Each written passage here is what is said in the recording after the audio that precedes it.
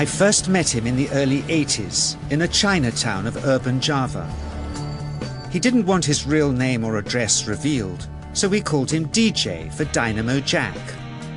He was only a healer, he said, but he did direct a powerful energy generated from his own body into his patients. Sometimes he used the needles, sometimes just his hands.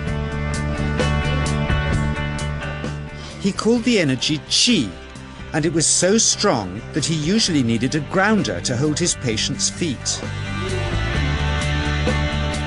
For years we followed him around Java on his healing rounds, pleading to be allowed to film him, but he always refused, saying his powers resulted from a type of meditation with an ancient tradition of secrecy. It was only when my brother Lorne was suffering from a serious eye infection that he finally allowed us to film him in 1987. It was nothing like any acupuncture I'd ever had. I was getting really powerful electric shocks and couldn't control my movements at all. Yin yang, positive and negative, you know. And my positive from here and my negative from here. And we meet together, this can get like electricity. And is this because you're special? You have a special sort of body? Meditation every day. It's meditation that does it? Meditation every day. Like you can touch me, like this. It's nothing, okay? It's my burn. Just like this. For our sound recordist, it was also a shocker.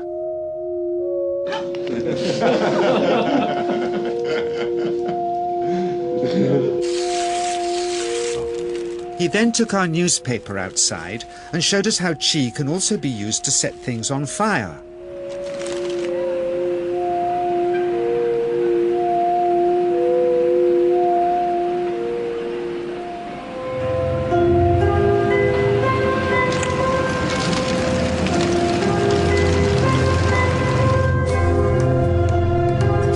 When he heard we'd shown this footage in public, he was very upset and refused all our future efforts to contact him again.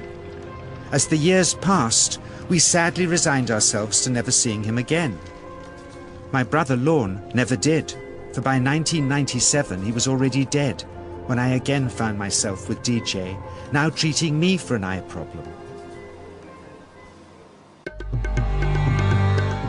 But it wasn't this that brought me back. He had tracked me down out of the blue and invited me to tell me a story. He had just returned from 2 years on a deep meditational journey, alone in the heart of Borneo.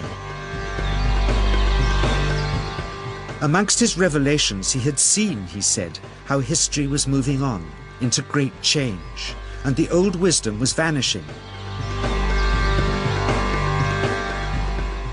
So he'd called me back to film just enough of him to remind us that we all have undreamed of powers sleeping within us, and that there's nothing special about him except for his training in waking them. Grounding this patient, my cameraman Joe is having to use all his weight to keep contact. But Qi is pushing him away. He seems able to control the amplitude of this Qi, like a dimmer switch, and it causes uncontrollable responses in the patients and their grounders. I can barely keep my hand on you. It wants to fly off. The electricity is so strong. This mother unwittingly grounds her child. He won't sit still, so she's asked to hold him and grin and bear it. Sometimes signs of this passing energy can be seen in the transmitter too. This Qi stuff is only the surface, he says, of the real adventure beneath, in the meditational technique.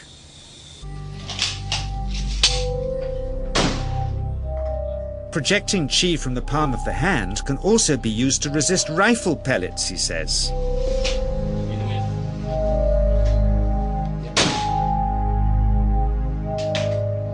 First, you learn to distinguish between yin and yang Qi in your body. Then how to pool it in your navel chakra. Then how to project it, he says.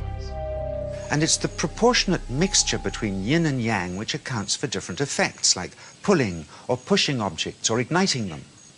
Then he gets really strange. He says that mastering yin qi is the key to the spirit world. There's a long tradition of Indonesian krisis being possessed by spirits. So people bring him their krisis to see if they're duds. Here, he says, he doesn't manipulate matter by projecting mixtures of yin and yang qi. He merely creates a field of yin energy in which, he says, if there's a spirit, it can manifest itself.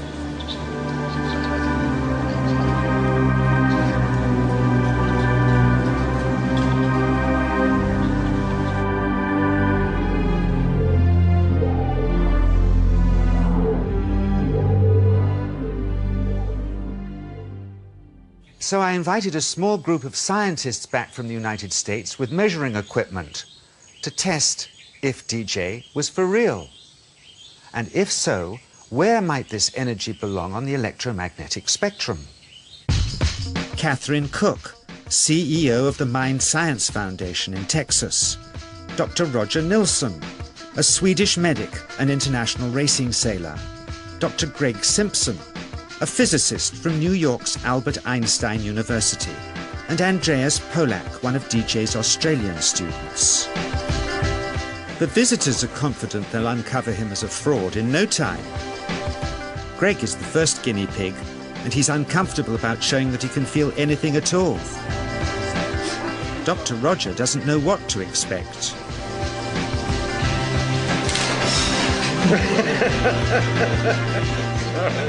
Out comes the metal detector, like the things they use in airports, to see if he has any concealed metal in his body. Then the voltmeter, to try and measure the qi. But how to get it to work? Where's the ground? What settings? DJ suggests that as his negative is his perineum, and his positive is his navel chakra, perhaps that's where the electrode should be attached. He doesn't stand on his dignity. He's eager to help, but still no readings. They're getting shocks off his arm, and now they're on the right settings, but the needle still isn't moving. DJ says it isn't electricity, it's qi. It's 1, 2, up, I feel it in my whole body.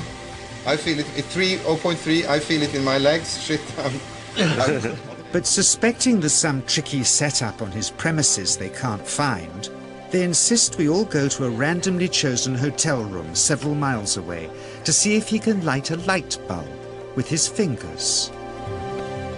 It doesn't ground on the wall. So Greg holds and grounds one wire,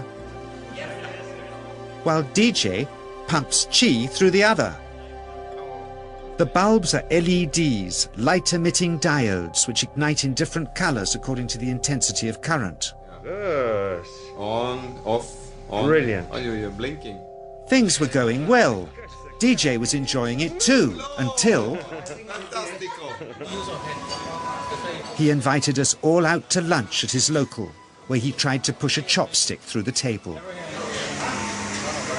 He couldn't get it through the formica surface, so he came up through an inch of wood from underneath.